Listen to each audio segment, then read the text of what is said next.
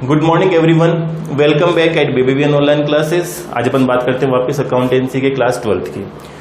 In our previous class अपन ने अपनी पिछली क्लास के अंदर the chapter first fundamental of partnership is completed अपन ने कंप्लीट कर लिया था। यानी कि अपन ने उस क्वेश्चंस उस चैप्टर से रिलेटेड सारे टॉपिक अपन ने कवर किए। अपन ने इंटरेस्ट ऑन कैपिटल का टॉपिक कवर किया, अपन ने इंटरेस्ट ऑन ड्राइंग्स के टॉपिक कवर किया, अपन ने पास्ट एडजस्टमेंट्स के टॉपिक कवर किए, अपन ने गारंटी का टॉपिक कवर किया और अपन ने capital account or fixed capital और फ्लक्चुएटिंग कैपिटल मेथड के अकॉर्डिंग कवर किए और P&L एप्रोप्रिएशन किया था। एग्जाम के पॉइंट ऑफ व्यू से P&L एप्रोप्रिएशन और past adjustments is are very important.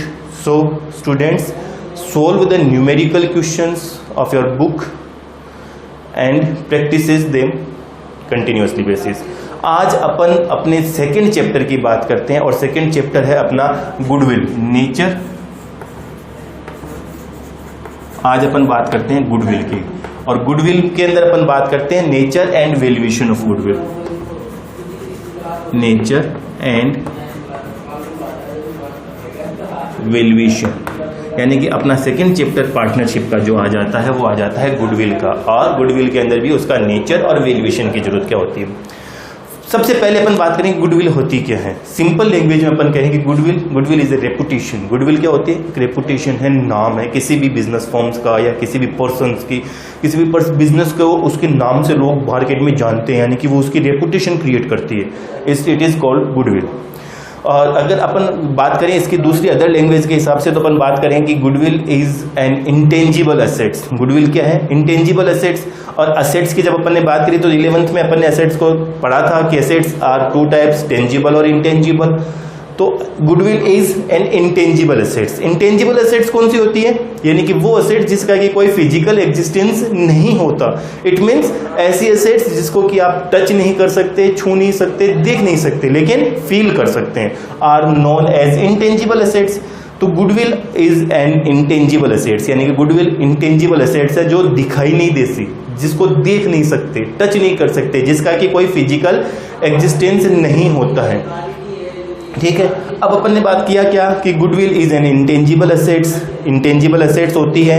और दूसरी चीज अपन कहते हैं कि goodwill is the present value of the future expected income.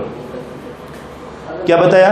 Goodwill is the present value of the future expected income excess of normal return, excess of normal return due to the efforts made in past, due to the efforts made in past. यानी कि अपन ने बात करी कि goodwill is the present value of the future expected income, that is excess of normal return, that is excess of normal return and it due to efforts made in the past. यानी कि पिछले कई सालों में अपन ने जो efforts किए थे उन एफर्ट्स की वजह से, ड्यू टू दीज एफर्ट्स, उन एफर्ट्स की वजह से आज प्रेजेंट के अंदर अपन जो नॉर्मल रिटर्न है उससे ज्यादा की वैल्यू अगर कमाते हैं, प्रॉफिट अर्न करते हैं, तो वो हमारी गुडविल को क्रिएट करती है। यानी कि वो जो प्रॉफिट अर्न किया वो किसका रीजन था? गुडविल का। और वो गुडविल क्रिएट कब हुई?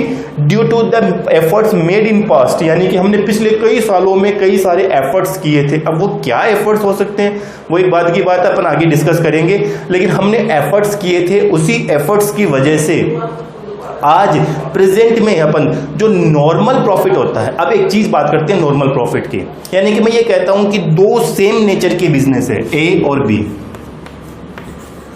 दो सेम नेचर के बिजनेस है, ए और B.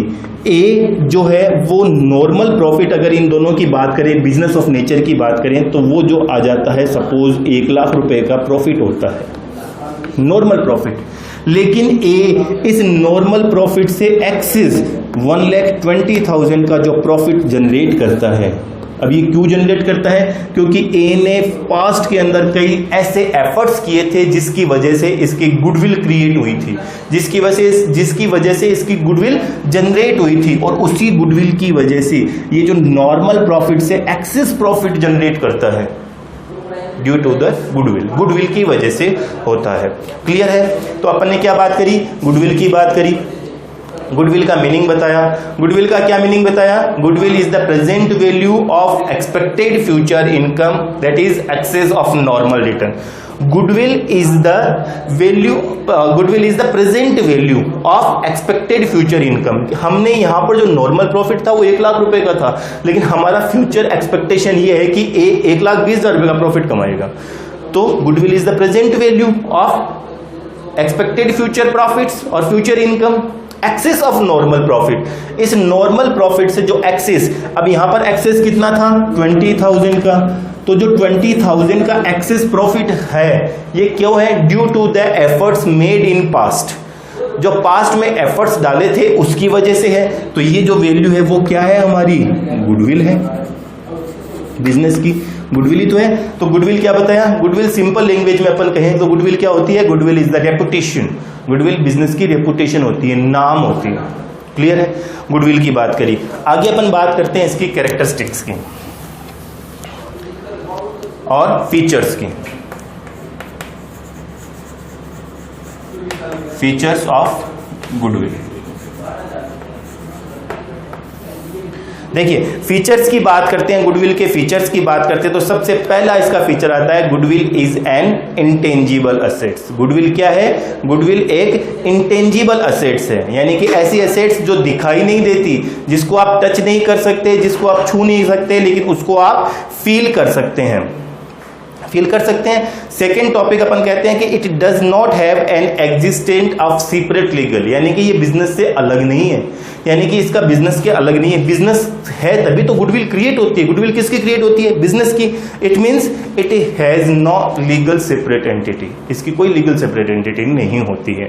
It means goodwill is realisable when business are sold, when business is sold. Business को जब बेचा जाएगा तो गुडविल को रियलाइज किया जाएगा। इट हेल्प्स, सेकेंड पर थर्ड बात करें तो goodwill helps to earning higher profit. Goodwill helps to earning higher profit. अपन फीचर्स की बात करें, पहला फीचर क्या बताया? It is an intangible assets. Second क्या बताया? It has no legal separate entity, इसकी कोई सेपरेट एंटिटी नहीं होती। When goodwill is realisable, when business are sold, business sold किया जाता है तो गुडविल रियलाइजेबल होती है। थर्ड बताया it helps to earning higher profit, यानी कि गुडविल हायर प्रॉफिट को जनरेट करने में हेल्पफुल होती है। ठीक है। फोर्थ अपन बात करें तो इसकी ये कह सकते हैं कि it is an attractive force, it is an attractive force to bring the customer at their business places, to bring the customer at their business places, यानी कि ये एक अट्रैक्टिव फोर्स है जो कस्टमर को आपके बिजनेस प्लेस पर लेकर आता है। इट मीन्स क्या होता है कि वो आपके नाम से आपकी शॉप पर आते हैं। सिंपल सी लैंग्वेज की बात करें तो मैं ये कहता हूं कि अगर आपको कचौरी खानी होती है मार्केट में तो आप अपने यहाँ लक्ष्मणगढ़ में किसके पास जाते हैं? गोपाल जी के पास। क्यों? नाम आपको अट्रैक्ट करता है कि कचौरी खानी है, कहाँ खानी है? गोपाल जी के पास खानी है। अट्रैक्ट कर रहा है, यानी कि it is attractive force to bring the customer at their business place. वो आपके बिजनेस प्लेस पर कस्टमर को लेकर आते हैं। जब बिजनेस प्लेस पर कस्टमर आएंगे यानी कि आपकी सेल इंक्रीज होगी, और जब सेल इंक्रीज होगी इट मींस आपका प्रॉफिट भी इंक्रीज होगा ना? हेल्पफुल है हायर अर्निंग प्रॉफिट के लिए। ठीक है। तो कैरेक्टरिस्टिक्स की बात करी। अब अपन अगर नेचर की बात करें तो नेचर वाइज गुडविल क्या होती है? अपनी इंटेंजिबल एसेट्स होती है। तो nature wise goodwill intangible assets होती है। थर्ड अगर अपना अगला पॉइंट की बात करें तो ये बात करते हैं need for valuation of goodwill. Need for valuation of goodwill. Goodwill के वैल्यूएशन की नीड कब कब होती है? ध्यान से समझ लेना। गुडविल के वैल्यूएशन की जब नीड होती है तो सबसे पहली नीड होती है इसकी when there is change in the profit sharing ratio among the partners, existing partners, यानी कि पहली है when there is the change in PSR among the existing partner।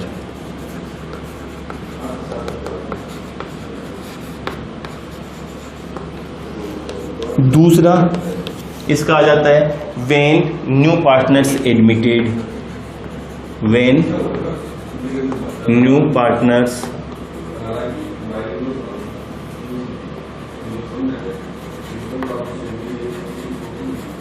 Admitted.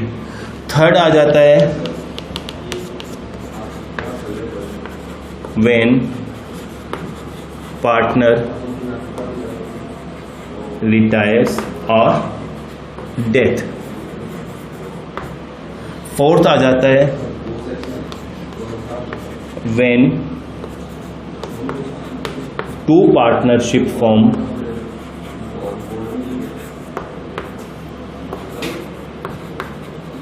Amalgamation.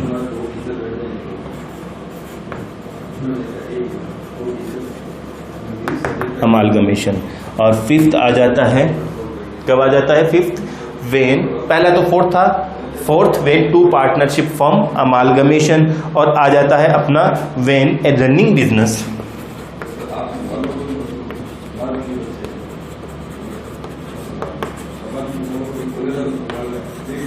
when a running business are purchased। when a running business are purchased, ठीक है। तो अपन ने क्या बात करी कि need of the valuation of goodwill. अब goodwill as an intangible assets, goodwill intangible assets है, यानी कि गुडविल दिखाई तो नहीं देती है।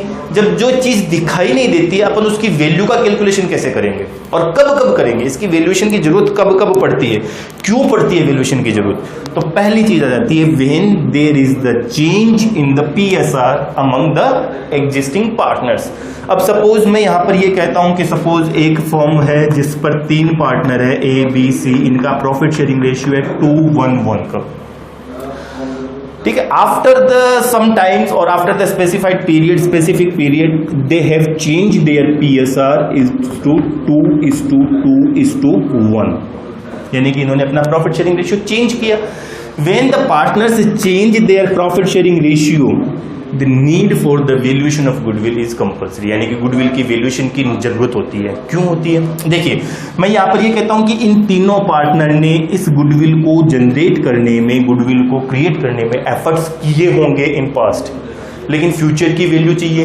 यानी कि फ्यूचर की वैल्यू में ये पार्टनर ये कहते हैं कि साहब सपोज अब इन फ्यूचर अपन ये प्रॉफिट शेयरिंग रेशियो चेंज करते हैं, तो प्रॉफिट शेयरिंग रेशियो चेंज करने की वजह से जो बी को गेन हो रहा है, बी को अब प्रॉफिट ज्यादा मिलेगा, तो बी ये कहता है कि साहब जो एफर्ट्स हमने किए थे उसका भी तो इफेक्ट मिलना चाहिए मेरे को, यानी कि नीड की जरूरत हो जाती है, यहां पर गुडविल के वैल्यूएशन की जरूरत हो जाती है। सेकेंड अपन ने बात करी व्हेन न्यू पार्टनर एडमिटेड, जब एक नया पार्टनर एडमिट होता है। इसी के एग्जांपल को अपन इस तरीके से कहते हैं कि 3 पार्टनर थे, इनका प्रॉफिट शेयरिंग रेशियो 2:1 था। यहां पर इन्होंने डी को नया पार्टनर बनाया 1/4 शेयर के लिए। कितने शेयर के लिए? 1/4 शेयर के लिए। D is admitted in the business for 1/4 share in the profits. उस कंडीशन में गुडविल के वैल्यूएशन की जरूरत होती है। क्यों होती है साहब? क्योंकि अगर यहां पर वैल्यूएशन नहीं करते हैं तो after the admission of D is also entitled to get the share in the goodwill value, in the value of goodwill. यानी कि डी के एडमिशन के बाद में डी खुद एंटाइटल हो जाता है गुडविल की वैल्यू के अंदर शेयर लेने के लिए, लेकिन उस वैल्यू को जनरेट करने के लिए जो एफर्ट्स किए थे वो किसने किए थे? ए बी सी ने किए थे। यानी कि ए और बी और सी ये तीनों पार्टनर इस बात का ऑब्जेक्शन करते हैं कि साहब डी ने कोई एफर्ट्स किया ही नहीं था, तो उसको जो वैल्यू है अपनी गुडविल की उसमें क्यों शेयर दें। तो यहां पर क्या करते हैं कि ये जब इसके एडमिशन की टाइम होती है तो उसको पहले वैल्यूएशन निकालते हैं गुडविल की और उसको अपने प्रॉफिट शेयरिंग रेशियो में शेयर कर लेते हैं। ये चीज अपन आगे एडमिशन के चैप्टर में डीपली स्टडी करेंगे, ठीक है। अभी तो अपन को सिर्फ ये पढ़ना है कि नीड क्यों होती है वैल्यूएशन ऑफ गुडविल की। थर्ड मैंने आपको लिख रखा है यहां पर व्हेन पार्टनर्स रिटायर्स और डेथ। अब अगर किसी पार्टनर ने बिजनेस में से रिटायरमेंट ले लिया या सडनली किसी पार्टनर की डेथ हो जाती है और after the retirement of a partner और death of a partner the business is continuously run by the remaining partners, उस कंडीशन में भी अपने को गुडविल की वैल्यूएशन करने की जरूरत होती है। क्यों होती है? क्योंकि सपोज जो पार्टनर रिटायर हो गया या जिसकी डेथ हो गई, उस पार्टनर ने भी तो गुडविल को क्रिएट करने के लिए एफर्ट्स किए होंगे, तो जो एफर्ट्स उसने किए हैं उसको उसका रेम्यूनरेशन तो मिलना चाहिए, यानी कि उसको रिवर्ट मिलना चाहिए उसका कुछ। तो उसने जो एफर्ट्स किए थे उसकी वैल्यूएशन कैलकुलेट कर कर उसकी वैल्यूएशन का जो शेयर होता है उसका शेयर उसको दे दिया जाता है। थर्ड अपन ने लिख रखा है when two partnership form amalgamation. Amalgamation का मतलब हो जाता है एक पार्टनरशिप फर्म का दूसरे पार्टनरशिप फर्म को टेक ओवर कर लेना, या एक बिजनेस का दूसरे बिजनेस को परचेज कर लेना, टेक ओवर कर लेना। यानी कि दो पार्टनरशिप फर्म मिलकर एक साथ काम करती है। जब दोनों पार्टनरशिप फर्म मिलकर एक साथ काम करेगी तो यानी कि फर्स्ट ऑफ यहाँ पर सपोज एक दो पार्टनरशिप फर्म है, एक ए है एक बी है, ए ने बी को टेक ओवर किया, अमालगमेशन हुआ। यानी कि अब ए और बी दोनों मिलकर काम करेंगे तो ए की भी गुडविल होगी, बी की भी गुडविल होगी, होगी कि नहीं होगी? तो उस गुडविल का कैलकुलेशन कर लेना चाहिए कितना होता है, यानी कि वैल्यूएशन निकालने की जरूरत हो जाती है, गुडविल की वैल्यू कितनी है। वैल्यूएशन नीड की बात करें कि वैल्यूएशन क्या है, हम यही तो कह रहे हैं कि वैल्यूएशन यानी कि गुडविल की वैल्यू कितनी है, अपन यही तो कैलकुलेट कर रहे हैं। यहां पर इसी रीजन बताया जाता है कि अमालगमेशन का। फिफ्थ अपन ने लिखा when running business are purchased, यानी कि अगर एक कंपनी फर्म किसी दूसरे बिजनेस को परचेज कर लेती है तो उस कंडीशन में जो परचेज्ड बिजनेस है उसकी वैल्यूएशन भी कैलकुलेट करी जाती है, उसकी गुडविल की वैल्यूएशन कैलकुलेट की जाती है कि उसकी गुडविल की वैल्यू कितनी है। तो ये जो 5 कंडीशंस यहाँ लिखी थी ये इसकी रिक्वायरमेंट बनती है वैल्यूएशन ऑफ गुडविल की, कि गुडविल की वैल्यूएशन की रिक्वायरमेंट क्या क्या होती है। अब अपन बात करते हैं क्लासिफिकेशन ऑफ गुडविल।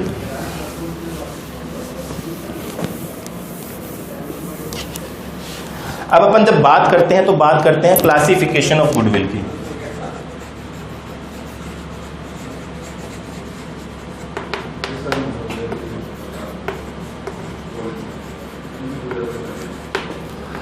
तो गुडविल को अपन मेजर 2 पार्ट में डिवाइड करते हैं। पहली goodwill purchased goodwill, second goodwill self generated goodwill.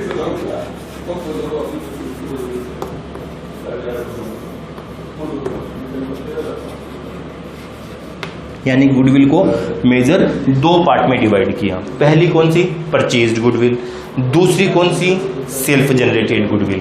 यानी कि पहली अपन बात करें परचेज्ड गुडविल। परचेज्ड गुडविल की जब बात करते हैं तो अपन ये कहते हैं कि ऐसी कोई भी रेपुटेशन नाम जिसको कि आपने पैसे देकर खरीदा है, परचेज्ड गुडविल कहलाती है। सपोज देखिए एग्जांपल के थ्रू समझिए, मैं यहां पर ये कहता हूं कि ए ने बी का रनिंग बिजनेस परचेज किया और परचेज कंसिडरेशन की जो अमाउंट है वो 4 लाख रुपीज की है। यानी कि कितने में खरीदा? 4 लाख रुपए में। परचेज कंसिडरेशन कितना है? 4 lakh rupees. A is the purchaser, buyer और बी इज द सेलर। यानी कि ए ने बी का जो रनिंग बिजनेस परचेज किया है।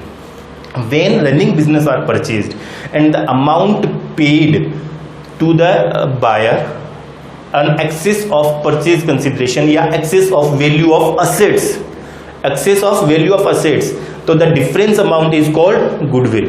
क्या कहलाया अपन ने? गुडविल का। अब सपोज जो रनिंग बिजनेस बी का ए ने परचेज किया उसके असेट्स की वैल्यू जो है वो 3,50,000 ही है। तो जो 3,50,000 से एक्सेस वैल्यू यानी कि purchase consideration excess value of the value of assets paid by the A it is called goodwill. यानी कि ये क्या हो गई? परचेज्ड गुडविल हो गई। परचेज्ड गुडविल की बात समझ में आई?